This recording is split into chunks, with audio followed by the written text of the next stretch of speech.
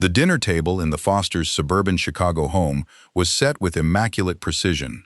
Crystal wine glasses catching the ambient lighting, the roast perfectly carved. But beneath the imported linen tablecloth, Catherine's phone vibrated with a silent, incoming message she thought her husband couldn't see. Grant took a slow sip of his Cabernet, his eyes tracking the subtle, almost imperceptible tightening of her jaw.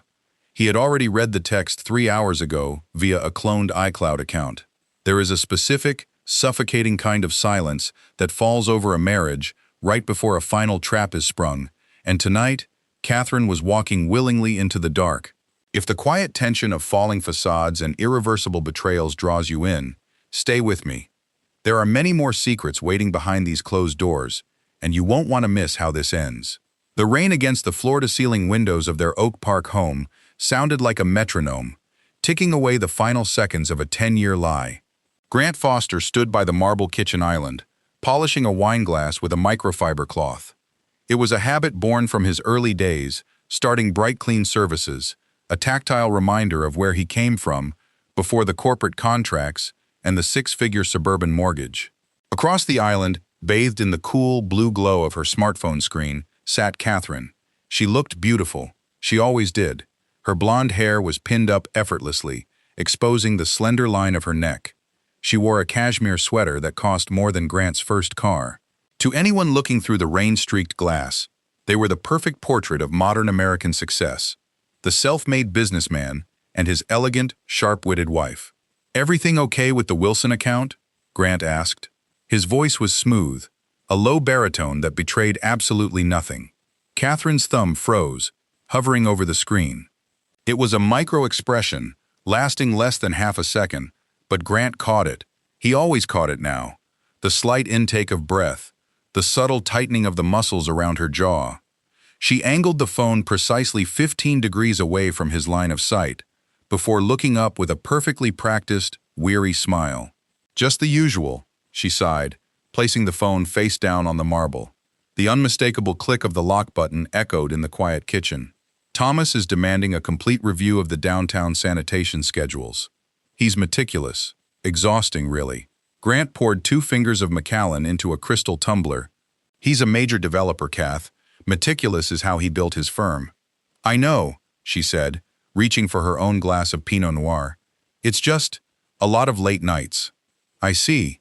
Grant took a slow sip, the amber liquid burning a familiar path down his throat. He didn't just see, he knew. He knew exactly how exhausting Thomas Wilson was. Grant knew that at 4:15 p.m. that afternoon, Thomas hadn't been reviewing sanitation schedules. He had been in room 812 of the Drake Hotel. Grant knew this because 3 weeks ago, he had hired a private investigator who installed a mirror sync on Catherine's iCloud. He knew the exact shade of lingerie she had purchased last Tuesday. He knew the pet names, the hidden encrypted folder, the carefully deleted calendar invites disguised as vendor meetings. For 3 weeks, Grant had lived with a ghost. The woman sitting across from him was a stranger, wearing his wife's skin. The initial discovery had nearly killed him. The physical nausea, the nights spent staring at the ceiling, the desperate urge to scream, to smash the expensive imported vases, to confront her and demand to know why. But Grant was not a man of impulse. He was a man of systems, of structure, of cleaning up messes. "You've been working too hard," Grant said softly, leaning against the counter. He forced a look of absolute trusting warmth into his eyes. It made his stomach turn, but the performance was necessary. "I was thinking, I should step back from the Wilson negotiations entirely." Catherine blinked, genuinely surprised. The mask of weariness slipped for a fraction of a second, revealing a flash of something else. Eagerness, hunger. "Step back? But Grant, that contract is 20% of Bright Clean's annual revenue, and you are the vice president of accounts," Grant replied, walking around the island to place a gentle hand on her shoulder. He felt her muscles stiffen instinctively before relaxing into the touch. "I trust you, Catherine, more than anyone. You understand Thomas's vision better than I do. I want you to take full executive control of the renewal. Handle the meetings, draft the terms. It's your project." She looked up at him, her dark eyes searching his face for any sign of suspicion, any hint of sarcasm. She found only the steady, supportive gaze of a husband who loved her blindly. "Are you sure?" she asked, her voice softening, laced with a toxic mix of guilt and triumph. "I've never been more sure of anything," Grant lied, his thumb lightly brushing her collarbone. She smiled then, a radiant, genuine smile that shattered the last remaining piece of Grant's heart. She believed him. She actually thought she was smarter than him. As she picked up her phone, no doubt to text Thomas the good news, Grant turned away, walking toward the dark hallway. He had handed her the rope. Now, all he had to do was wait for her to tie the knot. The Bright Clean Services corporate office on Wacker Drive smelled faintly of ozone and expensive espresso. It was a space designed to project transparent efficiency, frosted glass partitions, polished concrete floors, and a relentless quiet hum of productivity. Grant sat behind his massive oak desk, staring at the panoramic view of the Chicago River. Though he wasn't really seeing it, he was seeing the Drake Hotel, room 812. A sharp double knock on the glass door shattered the image. Lauren Scott, his director of operations, didn't wait for an invitation before pushing the door open. Lauren was a woman forged in the fires of logistics. She wore a tailored charcoal blazer, her dark hair pulled back into a severe knot that left no room for nonsense.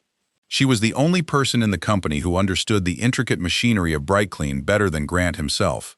"Tell me I'm interrupting something important," Lauren said, dropping a thick, leather-bound portfolio onto the center of his desk. It landed with a heavy thud that seemed to echo in Grant's chest. "Just admiring the gray sky," Grant replied, his voice deliberately light. He swiveled his chair back to center. "What do you have, Lauren?" She didn't smile. She reached over, flipped the portfolio open, and tapped a manicured fingernail against a column of highlighted numbers. The Wilson real estate accounts. Specifically, the luxury residential high-rises in the Gold Coast, said. Grant felt a cold, familiar prickle at the base of his neck. He leaned forward, resting his forearms on the desk. "Catherine handles the Wilson accounts." "I know she does," Lauren said, her tone perfectly neutral, though her eyes were sharp, scanning Grant's face. "And she's brilliant at it. But I run the labor matrix. For the past 2 months, there has been a recurring discrepancy. We are billing Wilson's firm for standard weekly maintenance on 3 penthouse units that are currently listed as vacant and under renovation." Grant stared at the spreadsheet. "More importantly," Lauren continued, paging to the next document, "Catherine has been authorizing premium, double-time pay for a ghost crew on these specific units. According to the GPS logs on the company vans, our teams were never at those addresses. The funds were approved, routed through the discretionary account, and paid out to a third-party vendor I've never heard of, a consulting LLC." Grant didn't need to ask who owned the LLC. He recognized the dates. May 14th, May 28th, June 2nd. He closed his eyes for a fraction of a second. May 14th was a Tuesday, the day Catherine had texted him to say she was trapped in a grueling site inspection until midnight. According to her cloned iCloud, that was the same evening a charge for $400 at a high-end lingerie boutique cleared her private credit card, followed by a digital keycard activation at the Drake. She wasn't just sleeping with Thomas Wilson. She was using Bright Clean's discretionary funds to subsidize the luxury suites, the dinners, the illicit weekends. She was making Grant pay for his own destruction. The silence in the office stretched, pulling tight like a piano wire. The air conditioning kicked on, a low, mechanical sigh. "Grant?" Lauren's voice lost a fraction of its professional edge, dipping into something resembling concern. "This isn't a rounding error. It's systematic. If there's an audit, it looks like embezzlement." Grant forced his lungs to expand. He had to lock the monster back in its cage. The trap required patience. The trap required him to be the trusting, oblivious husband for just a little longer. He looked up, meeting Lauren's gaze with calm, steady eyes. He slowly closed the leather portfolio. "It's a restructuring of the vendor payment system Catherine and I discussed last quarter," Grant lied, the words tasting like ash in his mouth. "Thomas requested specialized acoustic cleaning for the renovations. It's highly confidential, hence the third-party routing. I should have briefed you. That's on me." Lauren stared at him. She was too smart to buy it completely, but she was also too professional to call her CEO a liar to his face. She slowly pulled her hand back from the desk. "Confidential acoustic cleaning," she repeated flatly. "I'll have Catherine loop you in on the finalized invoices by the end of the month," Grant said, opening his laptop to signal the end of the conversation. Lauren hesitated for 3 agonizing seconds before nodding sharply. Right, I'll leave the file with you. When the glass door clicked shut behind her, Grant didn't move. He sat in the center of his empire, his hands resting on the leather portfolio, listening to the quiet, mechanical hum of his life being stolen. The master bedroom was bathed in the low, amber glow of twin bedside lamps, smelling faintly of lavender and expensive night cream. It was a sanctuary built on a decade of shared history, yet as Grant stepped over the threshold, it felt like entering a crime scene. Catherine was seated at her mirrored vanity, her silk robe draped loosely over her shoulders. She was meticulously removing her makeup, the soft, repetitive sweeping of the cotton pad against her cheek, the only sound in the suffocating silence of the room. Through the mirror's reflection, her eyes briefly met his. They were guarded, calculating, searching his posture for any residual tension from his workday. Grant held a sleek leather folio in his left hand. Inside were the finalized, notarized authorization forms that would legally transfer unilateral executive control of the Wilson real estate portfolio to Catherine. It was the loaded gun. He just needed her to pick it up. He crossed the room slowly, letting his shoulders slump, physically manifesting the weight of a manufactured exhaustion. He sat on the edge of the California king bed, staring down at his hands. He needed to be broken. He needed to give her the ultimate justification for her betrayal. "Kath," Grant began, his voice rough, intentionally fractured. The sweeping motion at the vanity stopped. Catherine turned slightly on the plush stool, the cotton pad discarded on the marble counter. "Grant, what is it? You've been so quiet since you got home." He took a slow, shuddering breath, staring at the floorboards, before forcing himself to look directly into the eyes of the woman who was bankrupting his soul and his company. "I owe you an apology, a real one." Her brow furrowed in genuine confusion. "For what?" "For not being here," Grant whispered, letting the leather folio rest on his lap. "Not just tonight, or this week. For the last 2 years, I've been so consumed with the suburban expansions, with the margins, with keeping bright clean at the top. I stopped looking at you. I stopped being the husband you deserved." He watched the micro-expressions ripple across her face. First, shock. Then, a sudden, microscopic relaxation of her jaw. A profound, quiet relief. Grant knew exactly what was happening behind her beautiful dark eyes. His confession was a gift. It was the absolute absolution she needed. In her mind, his neglect justified Thomas. It justified the Drake Hotel. It justified the Ghost Crew billing. She wasn't the villain. She was a lonely wife, driven into the arms of another man by an absentee husband. "Grant, you've been building our future," Catherine murmured, her voice softening. She stood, walking over to the bed, the silk of her robe pooling around her legs. She sat beside him, reaching out to place a warm, soft hand over his. The touch sent a spike of pure, unadulterated revulsion through his veins, but he kept his hand entirely still. He let his fingers weakly curl around hers. "It's not an excuse," Grant said, his tone thick with fake emotion. He picked up the leather folio and placed it gently on her lap. "I told you I wanted to step back from the Wilson negotiations. But I want it to be official. These are the transfer protocols. Once you sign them, you have complete signature authority over the account, the billing matrices, the vendor payouts. I won't even look at the files unless you ask me to." Catherine stared down at the dark leather, her fingers trembling slightly as she traced the edge. This was the keys to the kingdom. Total autonomy, a flawless cover for her continued embezzlement, handed to her on a silver platter by the man she was stealing from. "This is a massive responsibility," she said softly, maintaining the illusion of hesitation. He can be ruthless in negotiations." "He respects you," Grant replied smoothly, leaning in to press a gentle, chaste kiss against her temple.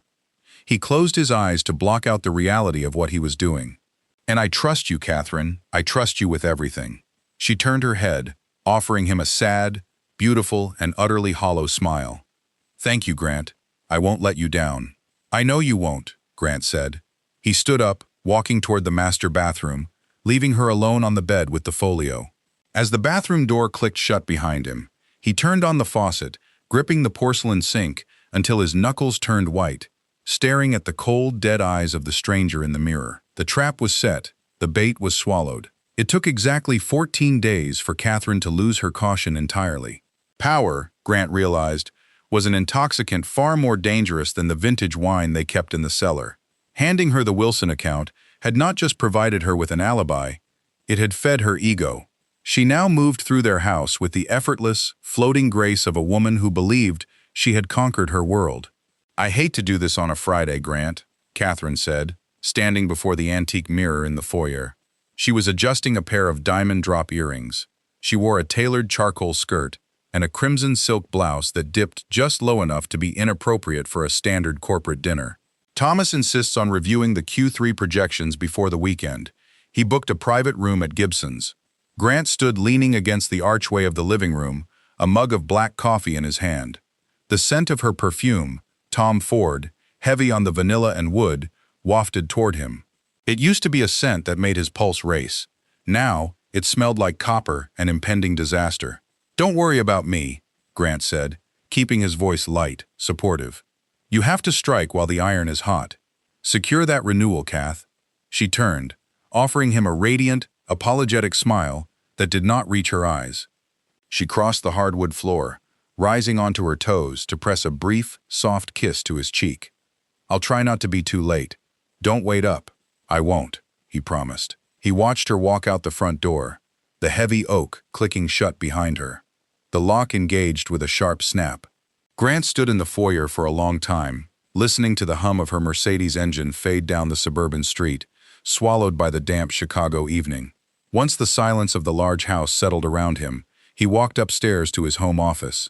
The room was dark, save for the blue, sterile glow of his dual monitors.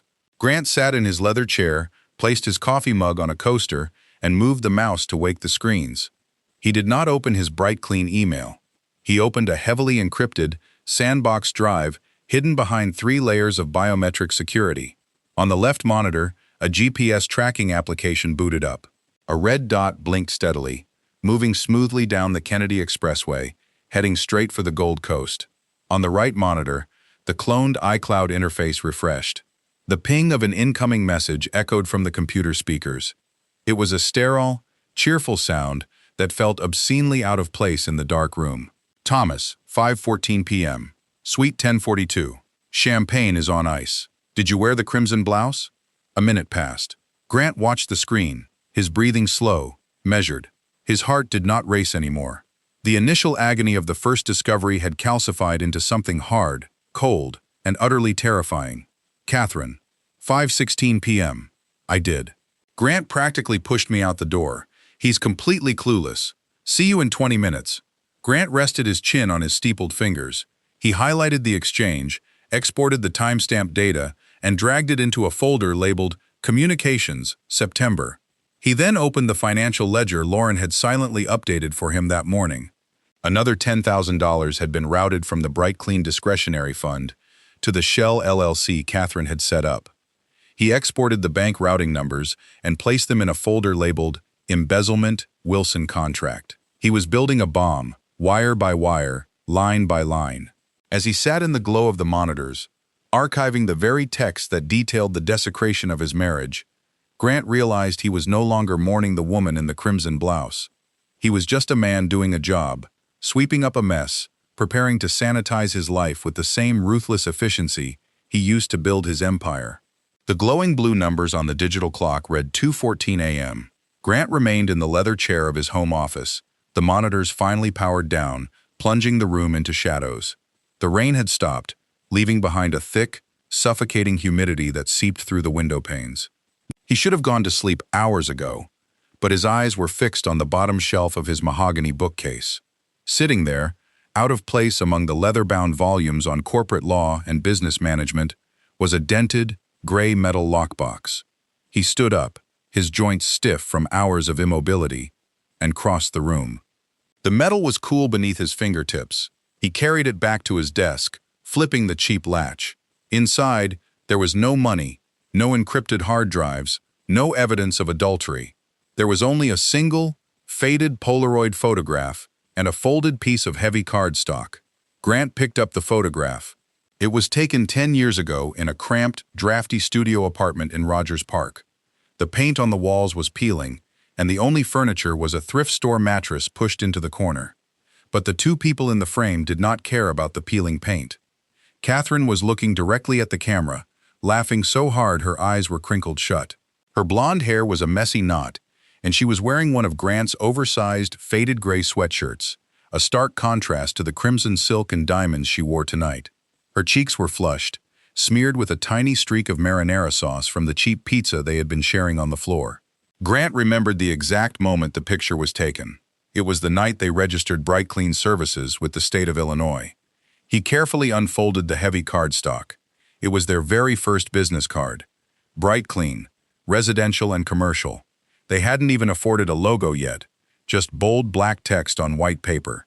"We're going to build an empire, Grant," Catherine had whispered to him that night, her head resting on his chest as they stared up at the water-stained ceiling.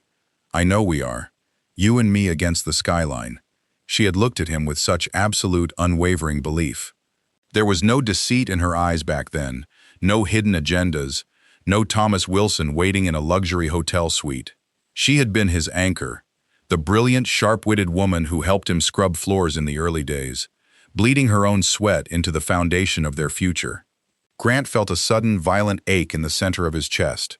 It was a physical pain, sharper than the sting of the embezzlement files, deeper than the humiliation of the cloned text messages. He was not just executing a trap against a cheating spouse. He was murdering a ghost. He was systematically destroying the girl in the oversized sweatshirt, the woman who had believed in him when he was nothing but a guy with a mop and a dream. A tear broke free, hot and humiliating, tracking down his cheek before he could stop it. He let it fall. He allowed himself exactly 1 minute to grieve. He closed his eyes, remembering the smell of cheap pizza, the sound of her uninhibited laughter, the feeling of her hand perfectly intertwined with his in the dark. Then, the minute was up. Grant opened his eyes. The room was cold again. He looked down at the Polaroid. The woman in the picture was dead. She had been replaced by a stranger who wore Tom Ford perfume, forged invoices, and smiled warmly at him before driving to another man's bed. With slow, deliberate movements, Grant placed the photograph and the business card back into the metal box. He closed the lid, the cheap latch snapping shut with a definitive click. He pushed the box to the farthest corner of his desk, out of sight. The nostalgia had been acknowledged, and it had been buried. He reached for the mouse, waking the monitors to check the GPS tracker one last time. The red dot was stationary at the Gold Coast. Grant's face hardened into a mask of pure, unbreakable stone. The grieving husband was gone. Only the executioner remained. Lauren Scott did not rattle easily. She managed the chaotic schedules of 300 commercial cleaners, navigated the aggressive demands of Chicago's top real estate developers, and handled multi-million-dollar logistics without a spike in her blood pressure. But as she sat at her desk on a rainy Tuesday morning, her hands were shaking. She stared at the waveform playing on her computer screen. It was a standard quality assurance audit, routine sweeps of the recorded executive conference lines to ensure compliance. Catherine had used the Bright Clean Secure line for a vendor call at 8 a.m. She had ended the call, but she hadn't properly disconnected the bridge. The recording had continued to capture the ambient audio in her car for another 4 minutes. Lauren had put her headphones on, expecting to hear the dull roar of the Eisenhower Expressway. Instead, she heard the Bluetooth connect to another incoming call. "Thomas," Catherine's voice murmured, a breathy, intimate tone Lauren had never heard the vice president of accounts use before. Did the transfer clear? Thomas Wilson's distinct, arrogant baritone echoed through the speakers. It did. The Ghost Crew invoices are approved for the rest of the quarter. Catherine laughed softly. Grant signed the authorization himself. He's completely blind, Thomas. We have the suite at the Peninsula for the whole weekend. He thinks I'm doing site visits in Naperville. Lauren slammed her hand down on the spacebar, stopping the playback. The silence in her office felt heavy, suffocating. She disconnected her headphones, exported the audio file to an encrypted flash drive, and walked straight toward Grant's office. She didn't knock. She stepped inside, closed the heavy glass door behind her, and reached over to twist the dial that lowered the frosted privacy blinds. The transparent walls instantly went opaque, sealing them in. Grant looked up from his laptop. He looked tired, his eyes lined with an exhaustion that Lauren had previously attributed to the stress of the suburban expansion. Now, looking at him, she felt a profound, sickening wave of pity. "Lauren?" Grant asked, closing his laptop halfway. "What's going on?" She walked to his desk and set the silver flash drive on the polished oak. I was running the monthly compliance sweeps on the telecom bridges. Catherine left an open line after a vendor call. Grant looked at the drive, then back up at her. He didn't reach for it. And, Grant, Lauren's voice broke slightly, her professional armor cracking. I am so sorry. You need to listen to this.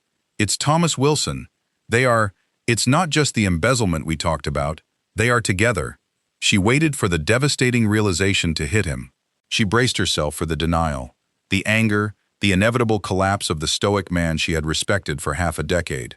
Instead, Grant simply reached out and picked up the flash drive. He turned it over in his hand, his expression entirely unreadable. The silence stretched, cold and unnatural. Room 1204 at the Peninsula, Grant said quietly. Check-in is at 3 p.m. on Friday. Lauren froze, the breath caught in her throat. What did you just say? Grant opened his laptop fully. He typed in a complex string of passwords, bypassing the corporate network entirely. He turned the screen toward Lauren. She leaned forward, her eyes scanning the rows of meticulously organized folders. GPS logs, iCloud backups, CW, financial transfers, Shell LLC, legal, divorce pre-draft. It was an archive of absolute, systematic destruction. You knew, Lauren whispered, the horror slowly dawning on her. She looked at the man sitting behind the desk and realized she was not looking at a victim. When we talked about the billing discrepancies 2 weeks ago, you already knew. You let her keep the Wilson account. I didn't just let her keep it, Lauren. I handed her the executive authorization, Grant replied, his voice devoid of any warmth. She needed enough rope to hang herself, and Thomas needed to be implicated in corporate fraud, not just an affair. A judge doesn't care about a broken heart, but the SEC cares very much about fraudulent billing in commercial real estate. Lauren backed away from the desk, her mind spinning. The sheer scale of his calculation was terrifying. Grant, this is a federal crime she's committing. If the board finds out you facilitated it. I didn't facilitate it. I simply stepped out of the way, Grant interrupted softly. He finally looked up at her, his eyes dark, hollow, and utterly resolute.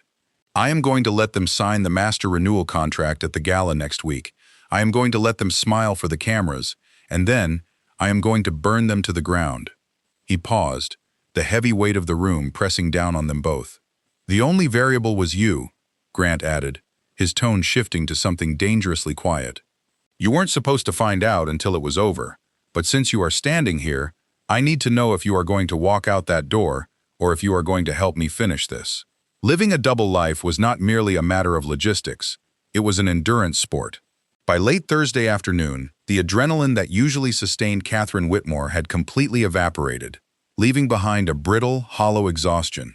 She sat in her corner office at Bright Clean Services, staring blindly at the Chicago skyline. The sky was the color of bruised iron, threatening rain. Her temples throbbed with a dull, relentless ache. The weekend at the Peninsula with Thomas was supposed to be an escape, a victory lap. Instead, it had been a claustrophobic blend of champagne, tangled sheets, and Thomas's incessant, aggressive probing about the commercial contract terms.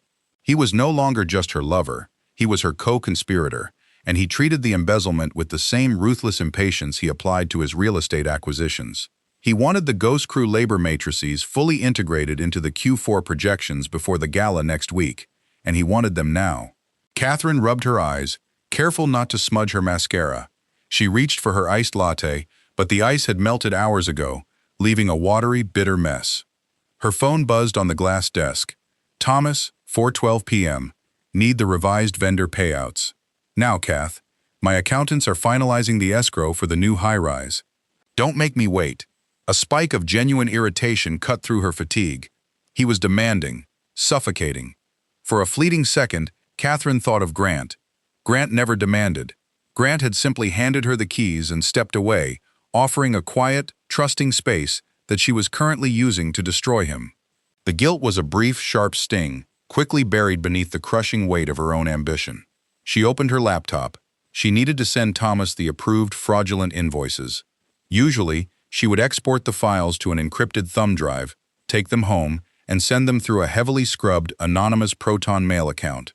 It was a tedious, hour-long process. But it was 4:15 p.m. Her head was pounding. She was tired of the encrypted folders, tired of the burner accounts, tired of the endless paranoia. Grant wasn't paying attention anyway. He was entirely checked out, drowning in his own manufactured guilt over neglecting their marriage. Catherine opened her standard bright clean executive email client. She attached the PDF containing the fabricated labor matrices and the authorized wire transfers to the Shell LLC.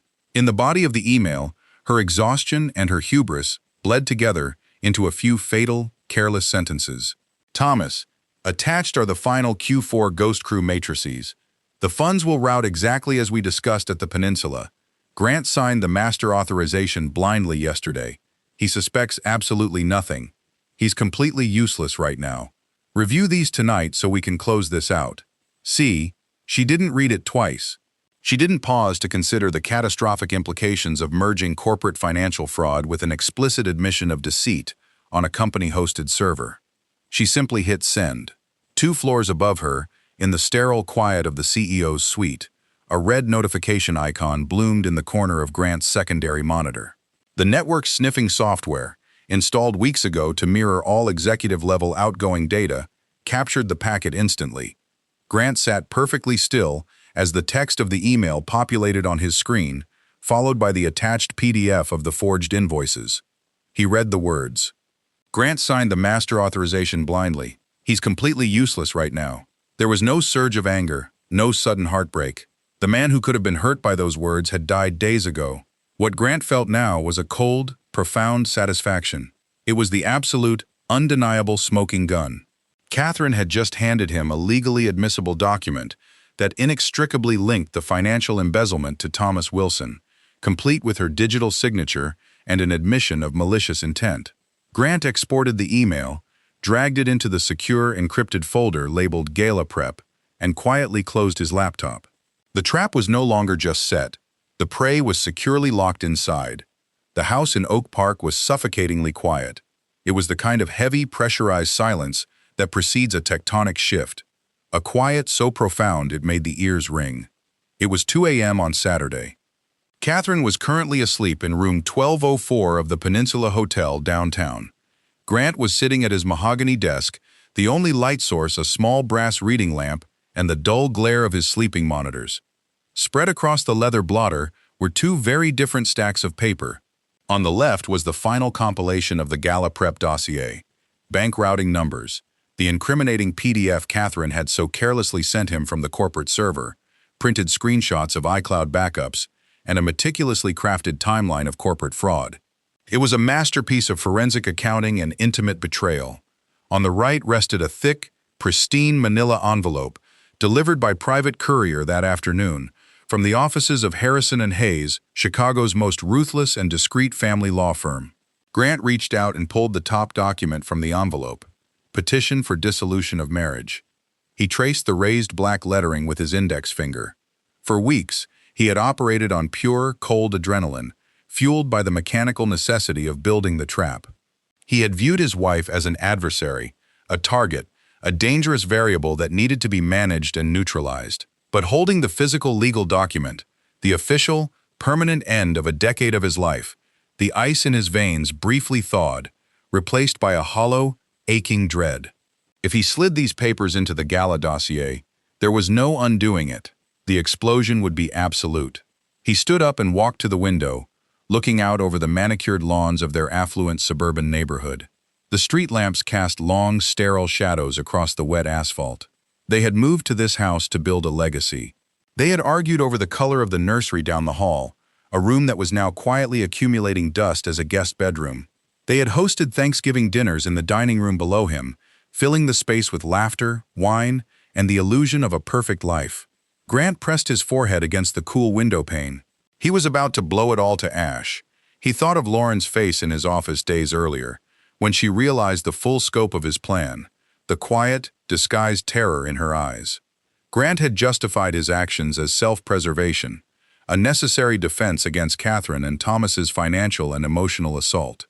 But as he looked back at the meticulous destruction he had orchestrated on his desk, he had to face a terrifying truth. He was no longer just defending himself. He was actively participating in his own moral decay. Triggering this trap on a public stage wouldn't just ruin Catherine, It would permanently alter who he was. The man who had built Bright Clean Services on trust, loyalty, and grueling hard work was gone. In his place stood an executioner who had weaponized his own heartbreak. He was about to step into the darkness, and he knew he would never truly step back out. He walked back to the desk and picked up his Mont Blanc pen, an anniversary gift from Catherine 5 years ago.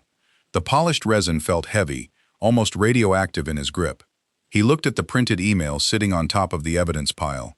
He's completely useless right now. The hesitation vanished, swallowed by the cold, vast emptiness that had taken up residence in his chest. He uncapped the pen. The scratch of the nib against the heavy legal paper was exceptionally loud in the silent room. He signed his name on the designated line, a sharp, jagged scrawl that barely resembled his usual signature. Grant placed the signed petition on top of the financial evidence. He neatly aligned the edges of the papers, slipped them into a sleek black leather portfolio, and locked it inside his briefcase. The point of no return was behind him. All that remained was the gala. The emerald green silk pooled elegantly around Catherine's ankles as she turned slightly before the floor-to-ceiling mirror in the master suite. It was a stunning architectural piece of fashion, plunging low in the back and clinging to her silhouette with ruthless precision. Grant stood in the doorway, adjusting the silver cufflinks on his tuxedo shirt. He watched her smooth the fabric over her hips. 2 days ago, he had read the receipt on her cloned iCloud account. The gown was from a private atelier on Oak Street. It cost $8,000, and the charge had been authorized by a black American Express card belonging to Thomas Wilson. When Catherine caught his reflection in the mirror, she offered a soft, practiced smile. "Do you think it's too much for the gala? I found it at a sample sale in the Gold Coast yesterday." It was a terrifyingly effortless lie. She didn't blink. Her pulse didn't flutter. "I think you look exactly like a woman who is about to close the biggest deal of her career," Grant said. His voice was smooth, a perfectly calibrated instrument. "Thank you," she murmured, turning back to the vanity to apply a final coat of crimson lipstick. "Thomas is flying in his senior board members from New York for the signing ceremony. He wants it to be a spectacle." "A spectacle," Grant repeated quietly, walking over to the leather armchair where his briefcase rested. "I'm sure it will be memorable." He picked up the briefcase. It was heavier than usual. Inside, resting beneath the glossy promotional brochures for Bright Clean Services, was the black leather portfolio containing the fraudulent Ghost Crew invoices, the printed admission of guilt from the company's server, and the signed petition for dissolution of marriage. The leather handle felt warm against his palm. A heavy knock sounded from the downstairs foyer. "That's the car," Grant said, checking his watch. "We should go. Traffic on the Kennedy will be brutal with the rain." Catherine slipped her phone into a diamond-encrusted clutch, another gift from Thomas, masked as a vintage find, and followed him down the stairs. The ride into the city was an exercise in claustrophobia. The interior of the black Lincoln Navigator smelled of rich leather and the overpowering vanilla notes of Catherine's perfume. Outside, the rain smeared the neon lights of the Chicago skyline into long, bleeding streaks of red and white across the tinted windows. Catherine spent the first 20 minutes of the ride rapidly scrolling through her emails, her thumbs moving in a frantic rhythm. She was reviewing the talking points for the Wilson renewal, occasionally whispering a statistic under her breath. She was entirely consumed by the illusion of her own power. Grant sat beside her, perfectly still, watching the city loom closer. He didn't look at his phone. He didn't review any documents. He simply stared at the droplets of water racing horizontally across the glass. "Are you all right?" Catherine asked suddenly, looking up from her screen.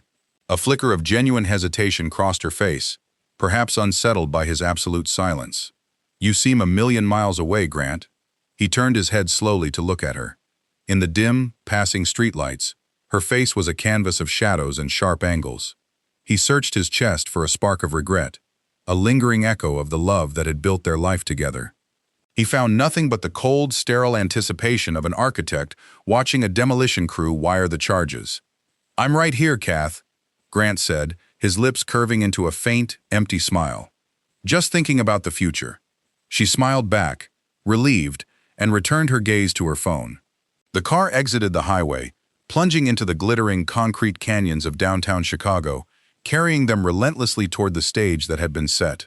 The VIP suite overlooking the main ballroom of the Palmer House Hilton smelled of expensive catering, heavy floral arrangements, and the metallic tang of impending victory. Thomas Wilson stood at the head of the long mahogany conference table, radiating the specific kind of arrogant charm reserved for men who believed they owned the city. He wore a bespoke tuxedo, laughing loudly with two of his senior board members who had flown in from Manhattan just for the optics of this signing. Catherine stood a few feet away, a vision in emerald green silk. She held a flute of Dom Perignon, nodding gracefully at a compliment from a trade magazine photographer. She was at the absolute apex of her power, glowing with the thrill of the multi-million-dollar renewal and the secret, stolen weekend waiting for her afterward. Grant remained near the heavy oak doors, blending perfectly into the background. He was the supportive, quiet husband, dutifully holding his sleek leather briefcase. He watched the performance with a detached, clinical fascination. It was a flawless masquerade, right up until the final second. "All right, ladies and gentlemen," Thomas announced, his booming voice cutting through the elegant chatter. The room quieted immediately. He flashed a brilliant smile toward Catherine. "Let's make this official. The integration of Bright Clean Services into our Q4 infrastructure is a milestone we are all incredibly eager to finalize. Catherine, if you please." Catherine stepped forward to the table. The photographer adjusted his lens. The flashes began to pop, capturing her radiant, confident smile. "Grant?" Catherine asked, turning to him with a perfectly practiced look of professional deference. "Do you have the master portfolios?" "I do," Grant said. His voice was calm, perfectly even. He walked to the center of the room, placed his briefcase on the polished mahogany, and clicked the brass latches open. The sound was sharp in the quiet room. He withdrew 3 identical black leather portfolios. He handed the first to the senior board member from New York. He slid the second across the table to Thomas. He handed the third directly to his wife. "The terms are all there," Grant said softly, stepping back. Thomas, eager for the photo opportunity, flipped his portfolio open first. Catherine opened hers a second later. The senior board member followed. There was a 5-second delay. It was the longest 5 seconds of Grant's life. He watched the exact moment Catherine's brain processed the image in front of her. It wasn't the first page of a corporate contract. It was a high-resolution, printed screenshot of her own email, sent from the Bright Clean server. "The funds will route exactly as we discussed at the Peninsula. Grant signed the master authorization blindly yesterday. He suspects absolutely nothing. He's completely useless right now." Beneath that email was the forged labor matrix. Beneath that were the bank routing numbers to her Shell LLC. Beneath that were the photographs of the Drake Hotel lobby. And resting at the very bottom, waiting like a dormant landmine, was the signed petition for dissolution of marriage. The blood drained from Catherine's face so fast she looked physically ill. The emerald silk suddenly seemed too heavy, dragging her down. She stopped breathing. Her eyes darted up, locking onto Grant in pure, unfiltered terror. Across the table, the arrogant smile melted off Thomas Wilson's face, replaced by a pale, slack-jawed panic. The senior board member from New York frowned, turning the page of the dossier, his expression hardening into cold, legal fury. "What the hell is this?" the board member hissed, slamming the leather cover shut and glaring at Thomas. "Is this a joke?" The silence in the room became absolute. The photographer lowered his camera, sensing the sudden, violent shift in the atmosphere. The clinking of glasses ceased entirely. Grant buttoned his tuxedo jacket, adjusting his cuffs with slow, deliberate precision. "There seems to be a conflict of interest regarding the financial oversight of this renewal." Grant addressed the room, his voice echoing in the dead silence. He didn't raise his tone. He didn't need to. "As CEO of Bright Clean, I cannot in good conscience authorize a contract heavily subsidized by corporate embezzlement and systemic fraud orchestrated by my Vice President of Accounts and your CEO." Thomas opened his mouth to speak, to deny it, to shout, but no words came out. He was staring at the irrefutable, undeniable paper trail of his own destruction. Catherine swayed on her feet. Her hand trembled violently, the champagne flute slipping from her fingers. It shattered against the hardwood floor, the crystal exploding outward, the expensive wine pooling around her designer heels. Grant looked at his wife one last time. He saw the girl in the oversized sweatshirt, desperately trying to claw her way out of the emerald gown, but she was already dead. The trap had snapped. I leave the rest of the negotiations to the federal auditors and the divorce attorneys, Grant said quietly. He picked up his empty briefcase, turned his back on the ruined room, and walked out the heavy oak doors, leaving them to burn. The heavy oak doors of the VIP suite had not even clicked shut behind Grant before the illusion of Catherine's world violently collapsed. Inside the room, the stunned silence held for perhaps 3 seconds before the senior board member from New York slammed his fist onto the mahogany table. "Wilson, you better have a goddamn explanation for this." Catherine turned toward Thomas, her breath caught in her throat. She expected him to take her hand, to formulate a lie they could share, to protect the partnership they had forged in the dark corners of luxury hotels. Instead, she watched the man she had risked her entire life for physically step away from her. "I had no idea," Thomas said, his voice rising in panicked defense. He didn't even look at Catherine. His eyes were locked on his board members. The vendor payouts were entirely managed by Bright Clean's internal accounting. She had executive authorization. If there was a shell LLC, she set it up autonomously to siphon funds. "I am the victim of a vendor fraud scheme." The betrayal was so immediate, so surgically precise, that Catherine physically staggered. He was throwing her to the wolves to salvage his stock price. The intoxicating charm, the whispered promises in the Drake Hotel, the $8,000 emerald gown. It was all conditional. She had been a convenient distraction, and the moment she became a liability, she ceased to exist to him. "Thomas," she whispered, her voice trembling.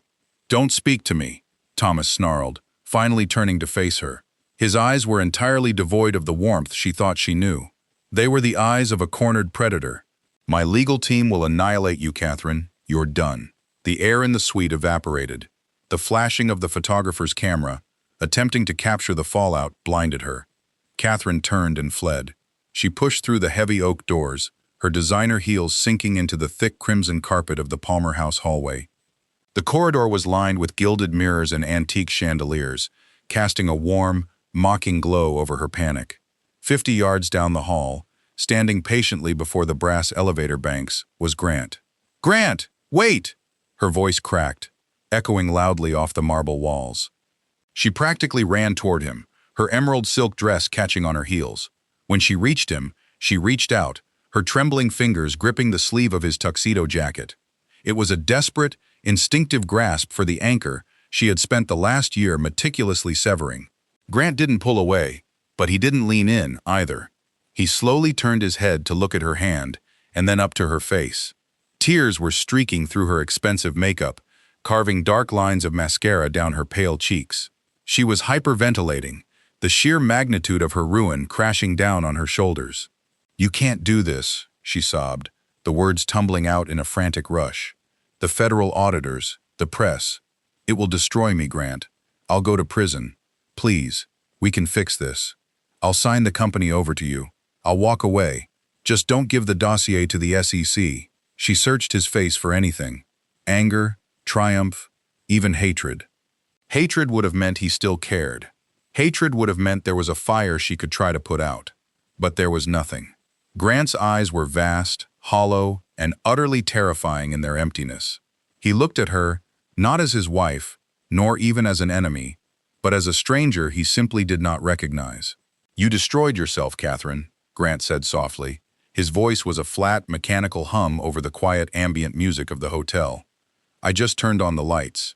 10 years, she wept, her grip tightening on his sleeve. 10 years, Grant. We built our lives together. Doesn't that mean anything to you? "I made a terrible mistake. I was lost." "You weren't lost," he corrected her, his tone devoid of any malice or sympathy. "You knew exactly where you were going, and now you're there." The brass bell of the elevator dinged. The heavy doors slid open with a soft sigh. Grant gently, but firmly, detached her fingers from his jacket. He stepped into the empty elevator car. Catherine stood in the hallway, weeping, completely broken, a beautiful woman dressed for a celebration that would never happen. "The suite at the Peninsula is all yours tonight," Grant said, looking at her one last time. "Goodbye, Catherine." He didn't press a button. He just let the doors slide shut, cutting off the sight of her sobbing face, leaving her alone in the gilded, silent hallway with nothing but the wreckage of the life she had chosen to burn. It was raining again in Oak Park. 6 weeks had passed since the Palmer House Hilton. The legal fallout had been a swift, brutal execution rather than a drawn-out trial. Catherine, terrified of the impending federal audits and completely abandoned by Thomas, had signed the dissolution papers and the corporate surrender forms without requesting a single modification. She had packed 2 suitcases while Grant was at the office and vanished, leaving behind the emerald gown draped over a chair in the master bedroom like a discarded skin. Thomas Wilson's firm was currently hemorrhaging stock value, besieged by the SEC and a highly public, vicious board mutiny. Grant had won. It was an absolute, total victory. He stood in the kitchen, leaning against the cold marble island. He poured 2 fingers of Macallan into a crystal tumbler, listening to the rain tap steadily against the floor-to-ceiling windows. The house was immaculate. A hired service came twice a week, sanitizing surfaces that no one touched, dusting rooms that no one ever entered. He took a sip of the scotch. It tasted like ash. His phone buzzed on the counter. The bright screen fractured the dim lighting of the kitchen. It was a text from Lauren Scott. Q4 projections are up 12%. The transition of the Wilson accounts to the new management firm was seamless. "Have a quiet weekend, Grant." He typed back a brief, polite acknowledgement and locked the screen. The silence in the kitchen swelled immediately, pressing heavily against his eardrums. It was a physical weight, the absolute absence of another human being. Grant walked slowly out of the kitchen, his footsteps echoing sharply through the empty, cavernous foyer. He climbed the stairs, passing the guest bedroom that was once supposed to be a nursery, and entered his home office. The dual monitors on his desk were black, their blue, sterile glow no longer necessary. There were no more iCloud backups to parse, no more GPS coordinates to track, no more forged invoices to archive. The trap had sprung, done its catastrophic work, and been completely dismantled. He sat heavily in his leather chair and looked at the bottom shelf of his mahogany bookcase. Slowly, he reached down and pulled out the dented gray metal lockbox. He set it on the leather blotter and flipped the cheap latch. The faded Polaroid photograph lay inside, resting next to the heavy cardstock of their very first business card. Catherine, wearing his oversized gray sweatshirt, laughing with a streak of marinara sauce on her cheek. Grant stared at the girl in the picture. He felt the phantom weight of her hand resting in his. He remembered the fierce, unwavering belief in her dark eyes when she told him, in that freezing, drafty apartment, that they were going to build an empire together. They had built it, and he had burned it to the ground. He had protected his company, his dignity, and his financial assets with a ruthless, flawless perfection. But as he sat alone in the dark, surrounded by the cold, expensive spoils of his righteous revenge, Grant realized the horrifying truth of his victory. The trap he spent weeks building had not just caught Catherine, it had caught him too. He had meticulously excised the betrayal from his life, but in doing so, he had surgically removed his own capacity to trust, to forgive, and to love blindly. He closed the lockbox. The latch clicked shut, a final, definitive sound in the quiet room. Grant Foster pushed the box back into the shadows of the shelf, leaned back in his perfect, empty house, and prepared to spend the rest of his life alone with the ghost of the man he used to be.